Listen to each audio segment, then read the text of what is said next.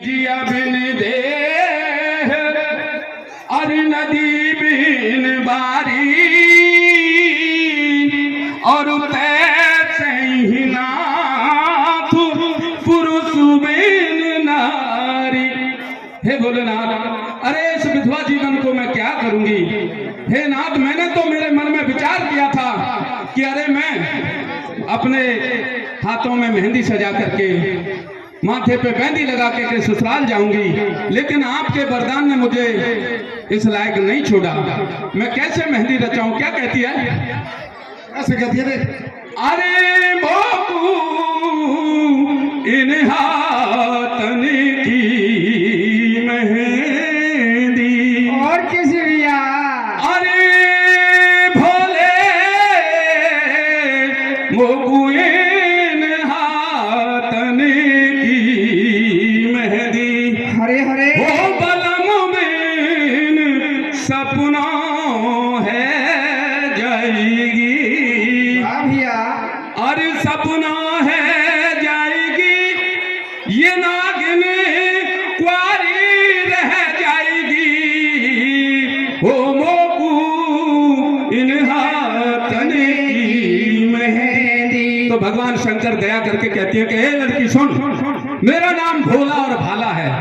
जब मैं क्रोध करता हूं तो भाले के समान पहना हूं और नहीं तो भोला तो है हूं। जब मैं तुझे विधि बताता हूं तो क्या कहते हैं भगवान शंकर नसनाग कन्या से? ऐसे कहते हैं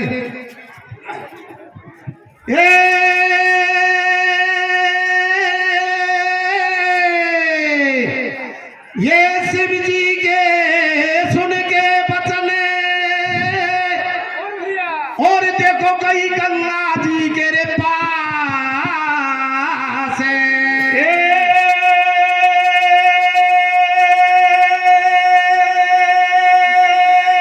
तन मन से ये जिंदो भैया तन मन से अरे भगती करे तो भाई पिया लड़की।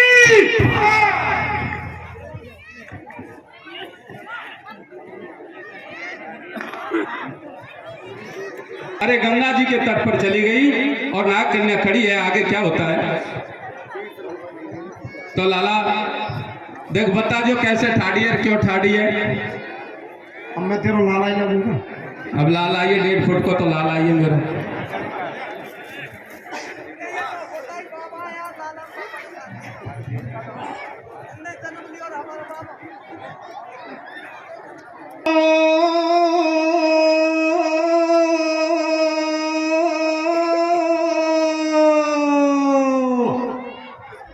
और ठाड़ी रे तोलनिया गंगा तो घाटा पे वो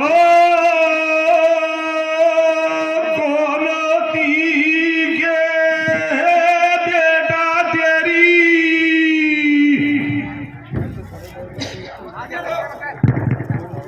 अरे बेटा बोला दुहा तेरी।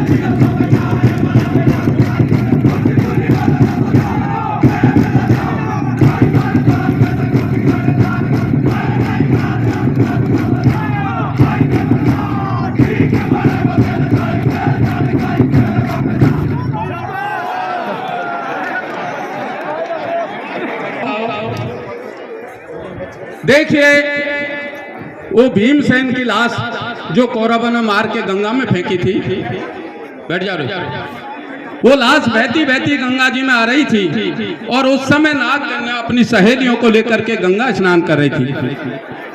जैसे ही बहती बहती लाश आई तो अपनी सहेलियों की सहायता से उस लाश को उठा करके और अपने पिता के महलों में ले आई।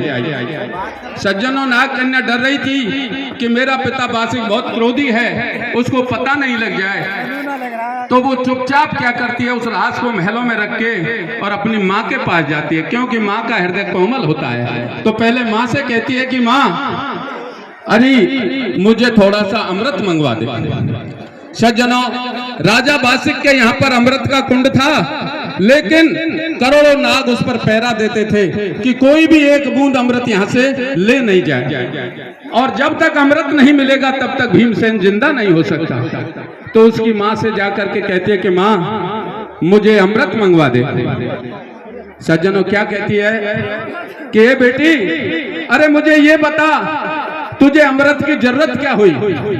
अमृत की तो जब जरूरत होती है जब कोई व्यक्ति मर जाता है कि माँ, मैं पति को लेकर के आई हूँ और मेरे पति को अमृत पिलाना चाहती हूँ।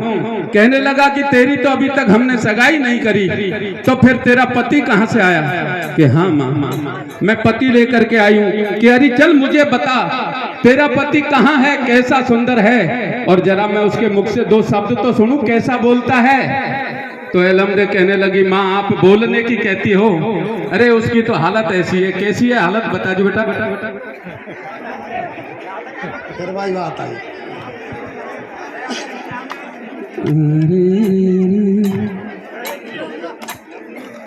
हाँ बेटा,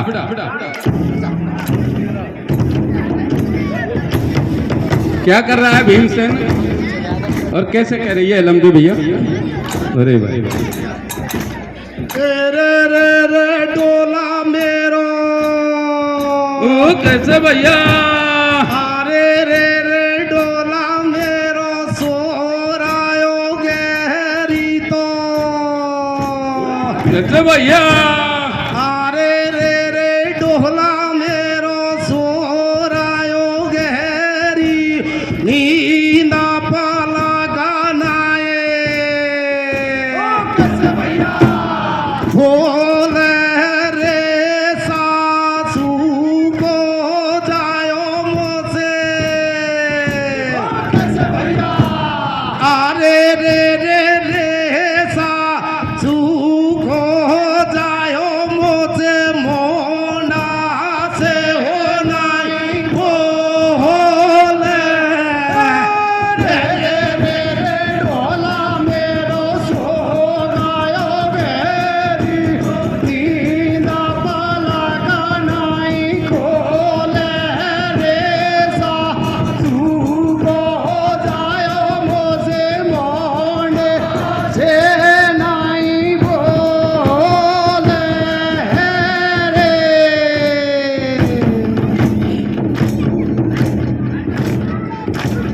अरे लाश बबन में रखियो नागनी, तो भागी भागी आई। कैसे भैया? मरत खाते रहे लम तेरे बगी, मम्मी से बतड़ाई। कैसे भैया? मन की तो बात सटाटी रे, खोली मात करे मत मोड़ो। कैसे भैया? खैर पिता से मंगवा तेरे, मारी मम्मी मेरा थोड़ो रे सासू करे जायो मोसे, मोना से नहीं बोले। तेरे रे रे डोला मेरो, सो गायो घेरी,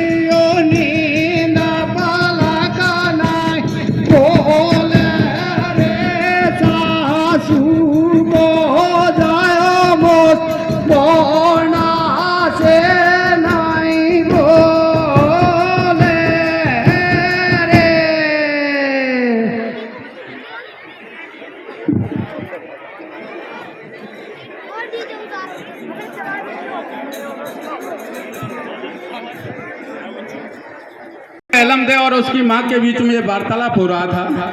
उसी समय पर वहाँ राजा वासिक आ जाता है।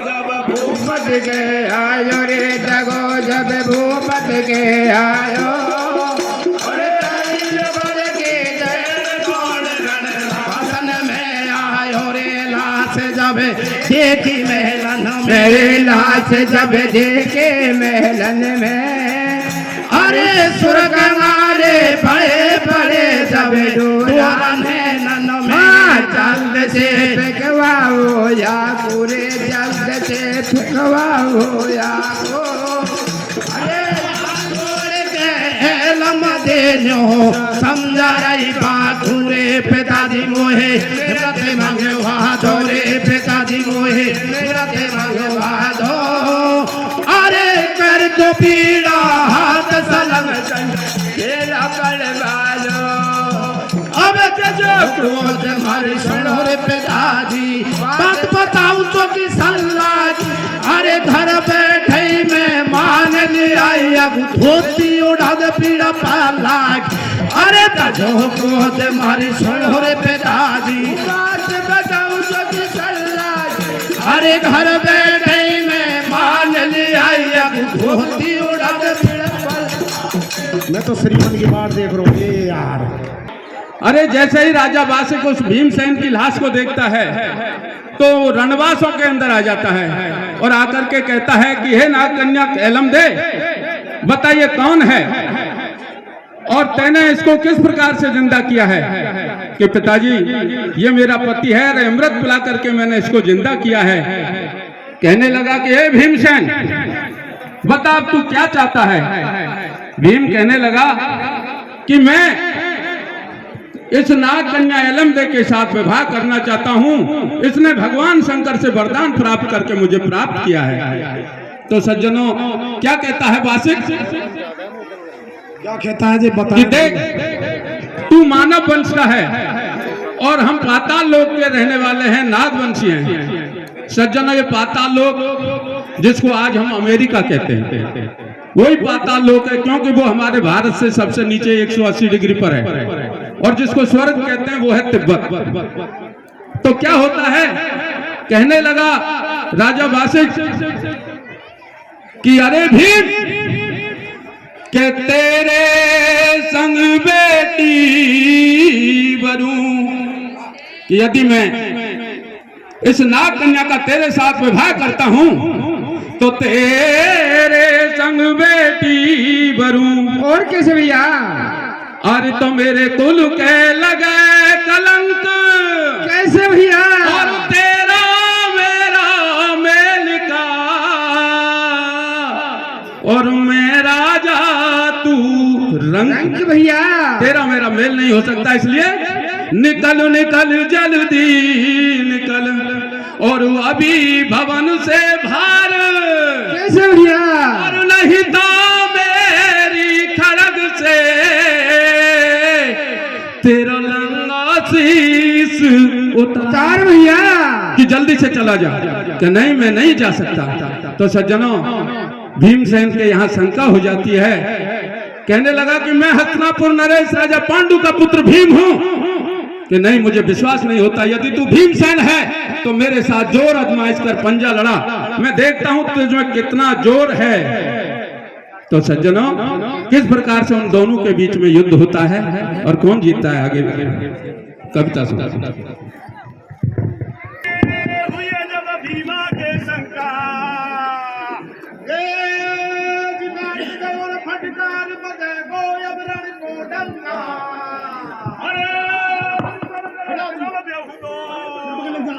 और या बातन की माने नहीं रे पड़ गया नादन सुसुदो। अरे भीमे अब बाचन सुवर को, अरे भीमे अब बाचन सुवर को।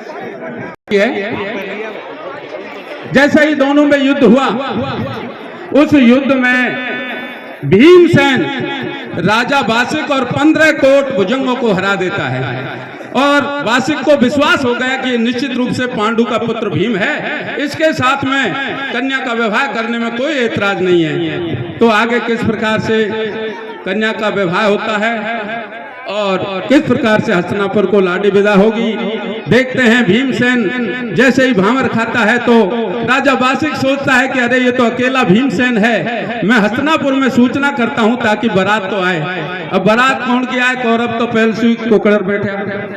तो सज्जनों, चारों भाई और माता कुंती किस प्रकार से बारात लेकर के आते हैं, आगे क्या होता है?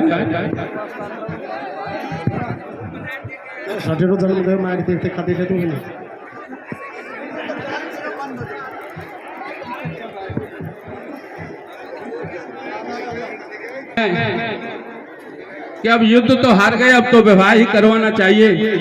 तो आगे क्या होता है?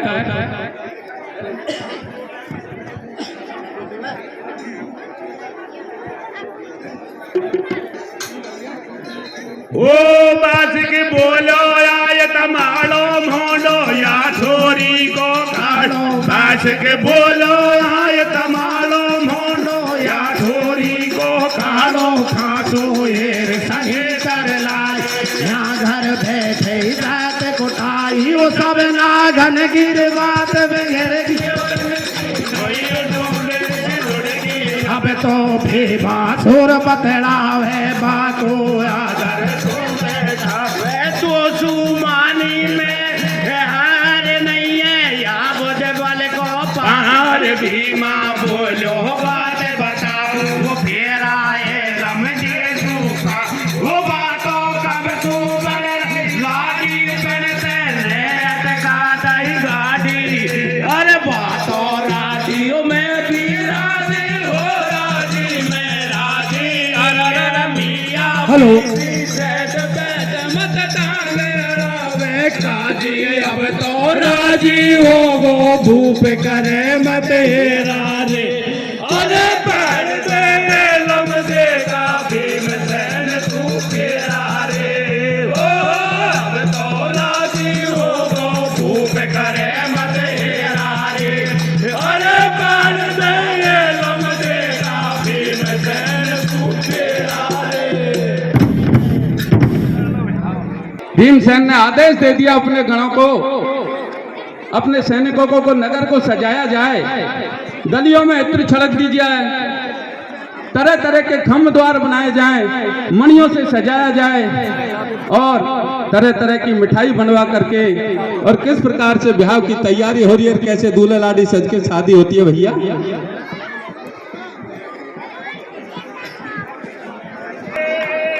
सजा दियो कुंती को नंदा।